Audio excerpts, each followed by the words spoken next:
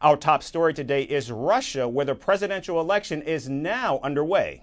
Vladimir Putin is headed for another 6-year term as Russia's president, and this will make him the longest-serving Kremlin head since Joseph Stalin.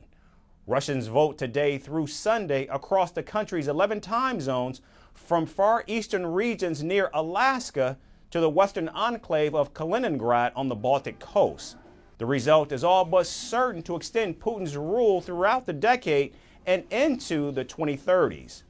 Now, there are 3 token challengers also vying for the presidency, but they are all backed by the Kremlin. Thanks to Vladimir Putin, he's doing everything in Kamchatka. He helps people, helps pensioners, everyone. He's a very good leader. I am generally fine with everything. I like what's happening now. If we objectively evaluate the beginning and the end, in my conscious life, since I started earning money myself, entered the adult world, I am generally fine with this dynamic. I feel pride because we have been voting for our leadership all our lives, and this is a lesson for our grandchildren. I always vote, always, because it's the responsibility of a citizen. One needs to be responsible because the future depends on this. Now, voting is also underway in regions annexed by Russia in Ukraine's east, where Moscow's troops are attempting to exert authority. Ukraine says those living in regions illegally annexed by Russia are being coerced to vote in the election. In fact, Kyiv calls it an illegitimate effort by Moscow to tighten control over the region. They need to show that everything they call special military operation and that they came to rescue eastern Ukraine, Donetsk and Luhansk from nationalists and Nazis, to show that people were waiting for them here, and they want to do that using the instrument of voting. You must understand that the people in these territories have to survive.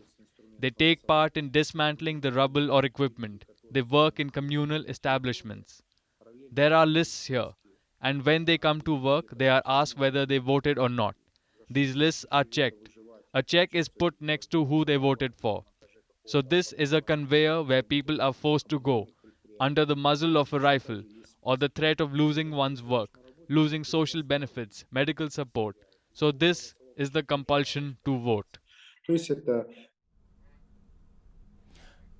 Ahead of the elections, Vladimir Putin called on Russians to use the vote to show their unity towards his leadership.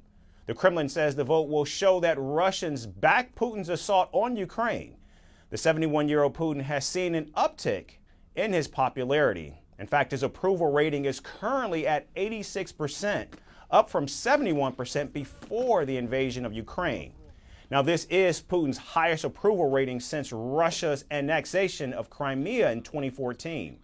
In fact, in recent months, there has been a spike in Putin's approval rating amid Moscow's battlefield advances and the West's flagging support for military aid to Kyiv. In fact, Putin's position has also been bolstered by the resilience of the Russian economy in the face of Western sanctions. Meanwhile, Russia's ambassador to the United States said the embassy had received a number of threats in connection with the Russian election. Earlier, Russia's Foreign Intelligence Service accused Washington of trying to meddle in its presidential election.